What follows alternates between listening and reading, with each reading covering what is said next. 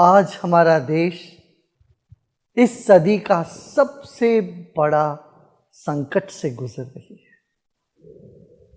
ये सहज ही है इस वक्त हमारा मनोबल में कुछ कमी आ जाए, उदास हो जाए। आजू बाजू देखते हैं अपने मित्रों का और रिश्तेदारों की जो कष्ट है, तकलीफ है, कई लोग अपने रिश्तेदारों को खो बैठे हैं। इस परिस्थिति में ये साधारण बात है कि व्यक्ति टूट जाता है।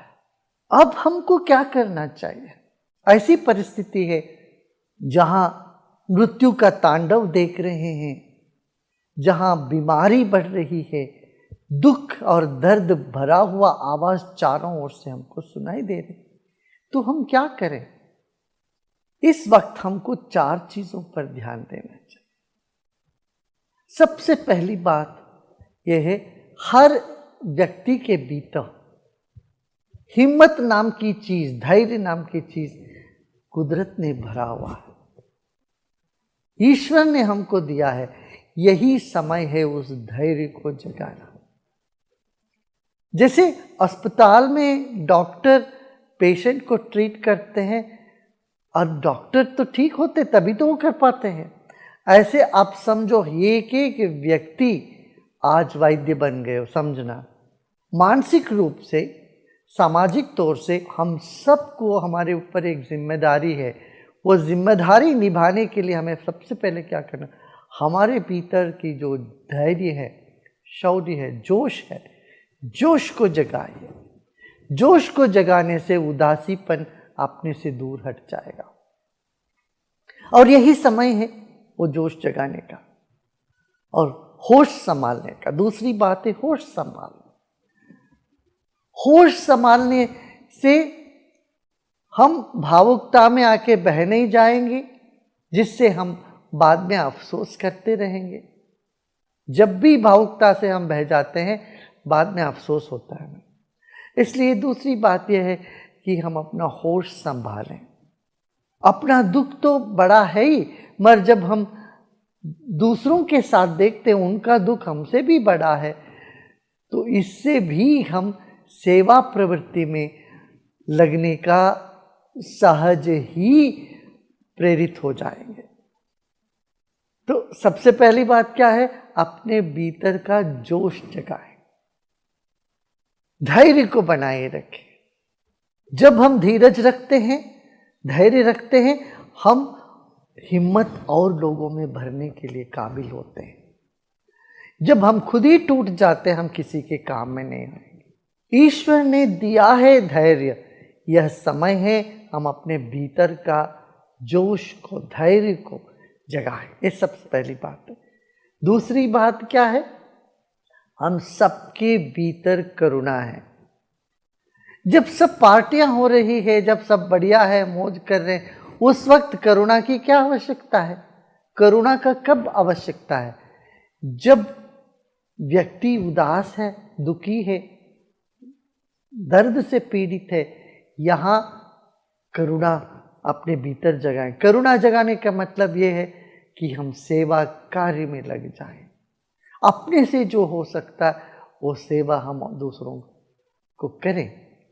आपने सुना होगा, एक नर्स, उसकी खुद के परिवार में किसी की मृत्यु हो गई, मगर वो अस्पताल में डटी रही, सेवा करती रही, ताकि उनको पता था कि और यहाँ जो मरीज है उनका देखभाल करने का जिम्मेदारी है मेरे ऊपर है। ये इस भाव से वो सेवा में डटी रही। तो करुणा और सेवा का मनोभाव हम अपने भीतर जगाएं। सबके भीतर है ये, ऐसा नहीं है कि नहीं है, कहीं से हमें लाना है। हर एक व्यक्ति के भीतर छिपी हुई है सेवा भाव। तो यह समय है उस भाव को प्रकट करने का। सेवा में लग जाएं, तब भी हमारा मनोबल बढ़ जाता है। ये दूसरी बात। तीसरी बात यह है, जैसे हमने कहा, जोश को तो जगाया, मगर होश संभालना है। जो नियम है, कानून है, उसका पालन करते रहना है, औरों को भी उसे प्रेरित करते रहना है, होश संभालना है। ये भी बड़ा आवश्यक कदम है हम सबको उठाने के लिए। क्यों? जब हम दुखी होते हैं, हमारा मन में अस्थिरता आती है, हम अस्वस्थ लगते हैं मानसिक तौर पर, तब होश को बैठते हैं। उस वक्त हम जो भी करते हैं उस पर हमें अफसोस होने लगता है।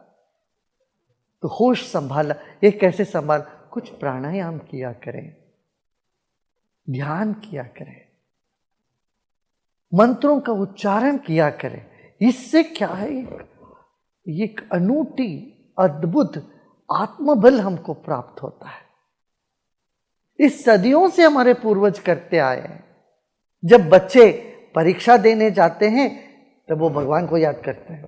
देखिए, साल भर जैसे बीता भी हो, भगवान को याद भी नहीं किया हो, मगर जब परीक्षा नजदीक आ जाता है बच्चे भगवान को याद करते हैं। तो ऐसे ही ये मनुष्य जीवन का सबसे बड़ा परीक्षा है। कम से कम इस वक्त हम सबको ईश्वर भक्ति को हमारे भीतर जगाना है। ये जान के हमको आगे बढ़ना है कि ईश्वर है और वो हमको बल देंगे और दे रहे हैं। निर्बल के बलराम, हम ये बार बार कहते हैं। इस धारणा की परीक्षा है। अभी हम निर्बल है। ये वायरस जिसको हमने देखा भी नहीं, देख भी नहीं सकते हैं, उसके साथ लड़ना पड़ रहा है। हम अपना कमजोरी को, अपनी अशक्तता को इस वक्त इतना साफ साफ महसूस कर रहे हैं। कम से कम इस वक्त हमें ये भूलना नहीं चाहिए, निर्बल के बलराम। ये बात हम सब अनुभव कर रहे हैं, असहायता अनुभव कर रहे हैं। इस वक्त हमको याद करना पड़ेगा वही बात, निर्बल के बलराम। ईश्वर विश्वास हमको मानसिक तनाव से दूर रखता है। ठीक है ना? इन बातों पर यदि हम ध्यान देते हैं, दुख से हम बाहर आ सकते हैं। योग का उद्देश्य यही है, हेयम दुक्खम अनागतम। जो दुख कभी आ रही है, आया नहीं, उसको रोकना है, ये योग का है।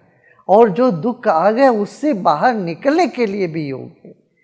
योग, प्राणायाम, ध्यान, इसको तो हमें जीवन में अपनाना चाहिए। और साथ ही साथ अपना भोजन पर ध्यान दें, सही सही भोजन करें, आयुर्वेदिक चीज़ों को अपना जीवन में उपयोग करें। हल्दी लीजिए, अमृत लीजिए, गुडुचि अमृत, यष्टि मधु। कोविड के बाद भी बहुत कमजोरियां होती है शरीर में। इस कमजोरी से बाहर आने के लिए भी हमें योग और आयुर्वेद का शरण में जाना पड़ेगा। जीवन में जितने भी कष्ट आए, उन सब कष्ट से बाहर निकालने के लिए ईश्वर विश्वास हमको बल देगा, आत्मबल को बढ़ाएगा। अंत में एक बात, दिन भर नकारात्मक बातें सुनो मत, देखो मत। आप टेलीविजन के जरिए, माध्यम के जरिए, लोगों के जरिए बात क्या होती है, एक ही बात होती है, ये क्या, बीमारी बीमारी बीमारी। नहीं, इससे हट के कुछ सकारात्मक बात करें, पॉजिटिव बातें करें। बातों से बढ़ जाती है समस्या, जो भी है। और बातें करते रहने से उसी के बारे में बढ़ता ही, बट वो कम नहीं होने वाला है। इसलिए नकारात्मक मानसिकता और नकारात्मक बातों से हमें बचना चाहिए। जितना कम हो सके उतना कम करना चाहिए उन बातों। और जो वातावरण जो बोझिल लगता है उसको हल्का करने की हर व्यक्ति कोशिश करे। ये निश्चित है हम अवश्य इस संकट से बाहर आएंगे और विजेता बन के आएंगे। जब भी कोई ताकत हमको दबाने की चेष्टा करे, हम और बलवान होके उसे निखरते आए हैं। इस बात को हम याद रखें। हाँ, याद है ना? अभी जोश जगाइए, अपने भीतर का हिम्मत जुटाइए। करुणा का अभिव्यक्ति का यही समय है। अपने भीतर की करुणा को अभिव्यक्त करें, ईश्वर विश्वास को जगाएं, योग साधना और आयुर्वेद पर ध्यान दें, अपने स्वास्थ्य का ध्यान दें, औरों का भी भला के लिए आप जो भी कर सकते वो करने में तत्पर हो जाएं। इतना करने से हमारी जो ये मानसिक नकारात्मक स्थिति बढ़ती जा रही है, इससे हम बच सकते हैं। ओम शांति। जय हिंद।